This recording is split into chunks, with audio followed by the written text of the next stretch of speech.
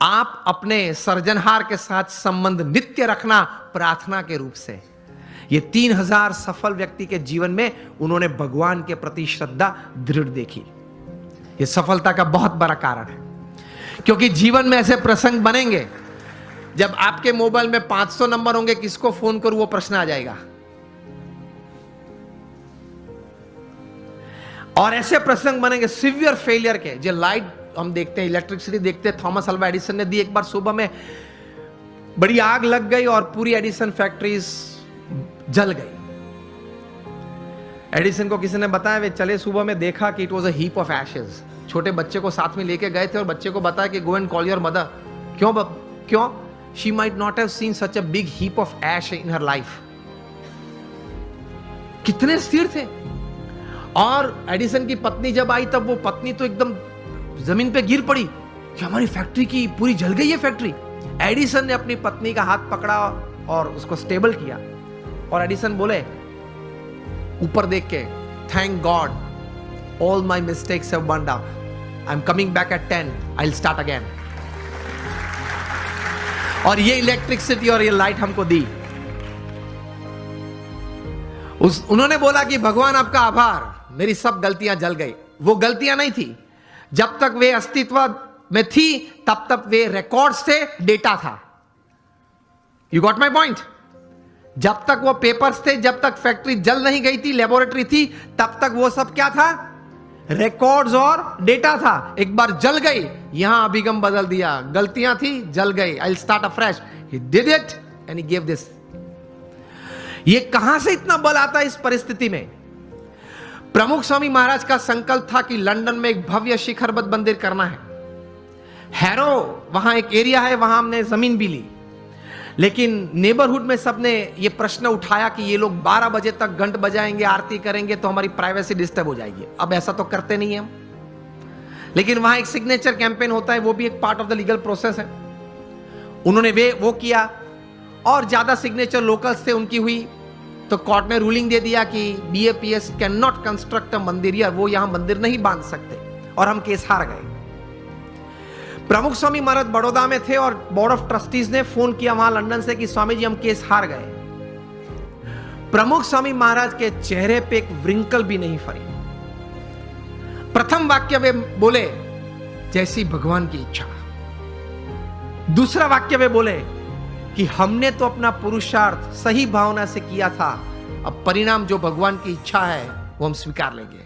और तीसरा वाक्य बोले कि हमने तैर किया था, वो मंदिर तो करना है, और कोई जगह ढूंढना चालू कर दो, मंदिर तो जरूर बनाएंगे।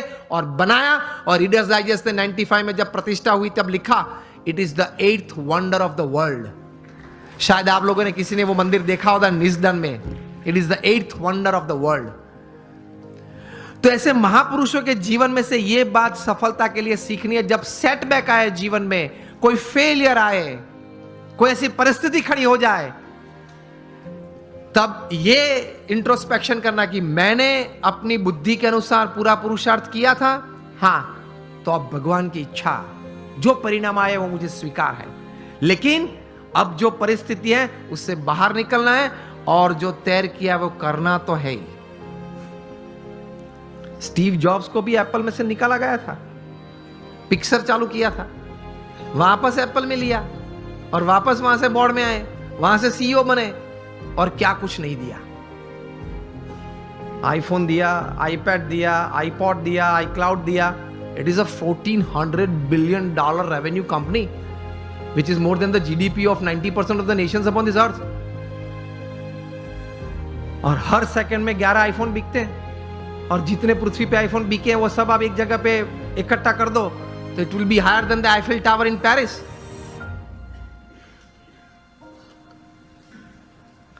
वे भी अपनी परिस्थिति जीवन में ऐसी थी जब खाना खाने के लिए हिंदू मंदिर में जाते थे। स्टीव जॉब्स, यही नाम का जीवन चरित्र उनके बचपन के मित्र एरिक्सन और निक बिल्टन ने लिखा है, उसमें यह बात लिखी है। तो ऐसी परिस्थिति आ जाए जब स्थिर रहना, स्वीकार लेना, भगवान में श्रद्धा रखना, थोड़ा आत्मविश्वास रखना, थोड़ा समय जाने देना, पुरुषार्थ करते रहना, बाहर निकल आते हैं। लोग बाहर निकल आते हैं। ऐसे you become a millionaire youth, आप एक समृद्ध व्यक्ति बन सकते हैं। तो भगवान में अटूट श्रद्धा रखना, और अटूट श्रद्धा मतलब एक ही वाक्य आप ध्यान से सुनना, what is faith in God, I tell you just one sentence. वो जीवन में भगवान में श्रद्धा है, और वो वाक्य है, मेरे जीवन में आज तक जो कुछ बना, अभी जो कुछ बन रहा है और आगे भी जो कुछ बनेगा, वो भगवान की इच्छा से होता है, मेरे अच्छे के लिए होता है, और अगर मैं यही अभिगम रखूं तो यही बात मेरी प्रगति और सफलता का कारण बनेगी। इसको भगवान में श्रद्धा बोलते हैं। आप माता पिता कभी अपने बच्चे का बुरा इच्छते हो? तो हम भगवान के बच्चे हैं। वयम अमृतस्य पुत्रः, we are the children of God. तो वे तो हमारे लिए चिंतित है, हमारा अच्छा ही करना चाहते हैं। लेकिन आप ही अभिगम रखना, a pat is also good in life, a slap is also good. आपको जीवन में कोई कार्य के लिए प्रशंसा भी चाहिए, और अगर गलती की तो थोड़ी थप्पड़ भी चाहिए। कभी भगवान प्रशंसा दे तो आनंद कर लेना, कभी भगवान थप्पड़ दे तो कुछ सीख लेना, लेकिन दोनों जरूरी है। This makes you a millionaire youth, एक समृद्ध युवान, एक समृद्ध इंसान।